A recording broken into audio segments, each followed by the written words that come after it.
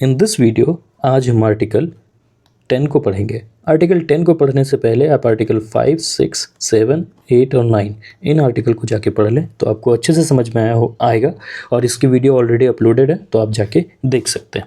Article 10 कहता है continuance of right of citizenship.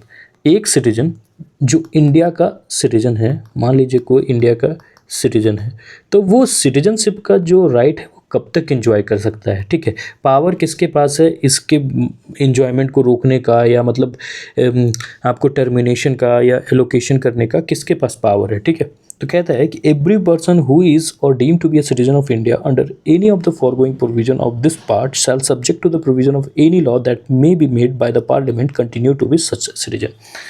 मतलब आप 5, 6, 7, 8 और 9 ये आर्टिकल हैं जो हमें सिटीजनशिप प्रोवाइड करते हैं। इन आर्टिकल में रहते हुए अगर आप इंडिया के सिटीजन हैं तो पार्लियामेंट है ना, वो बाय लॉ क्या कर सकती है, कुछ प्रोविज़न बना सकती है सिटीजनशिप के रिगार्डिंग, या उसको एलोकेट करने का मतलब कि अलाउ करने का या टर्मिनेट करने का उसके अकॉर्डिंग के लिए बना सकती है। जैसे कि एग्जांपल के तौर पे आप समझे तो आर्टिकल जो 5 है, आर्टिकल 5 का एक क्लॉज बी कहता है, सब बी कहता है कि अगर क्या 5 साल तक अगर कि इंडिया में आप रह लिए, ठीक है, 1950 के पहले, और तब आप क्या कहलाएंगे, और अगर क्या आपके पास डोमिसाइल है तो अगर ये दो चीज़ें हैं तो आप क्या है कि इंडिया के सिटीजन होंगे। ठीक है, तो पार्लियामेंट कहेगी कि नहीं भाई आज मेरा मन है कि ऐसा है कि इसे ख़त्म कर दिया जाए, ठीक है, इस रूल को ख़त्म कर दिया जाए, तो वो चाहे तो वो ख़त्म कर सकती है। उसके बाद जो भी व्यक्ति 5 साल वाले जो रूल है, आप आर्टिकल 5 में जाके पढ़ेंगे तो वहाँ अच्छे से डिस्कस कर रखा है हमने।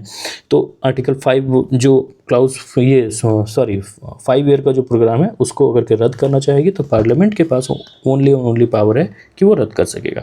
इसका मतलब ये भी है कि जो सिटीजनशिप का जो राइट है, सिटीजनशिप का जो पावर है या लॉ मेकिंग पावर है वो किसके पास है, पार्लियामेंट के पास है। ठीक है, यूनियन के पास है। इट मीन्स व्हाट, ये जो सिटीजनशिप है ना ये किधर फॉल करता है, यूनियन लिस्ट में फॉल करता है।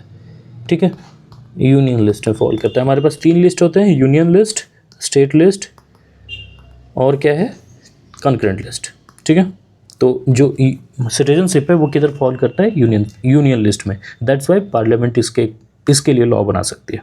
ठीक है, तो ये आर्टिकल 10 काफ़ी छोटा आर्टिकल था और बहुत ही सिंपल है। आई होप आपको अच्छे से समझ में आया। फिर भी अगर कोई डाउट बचता है तो आप कमेंट सेक्शन में पूछ सकते हैं। थैंक यू, जय हिंद।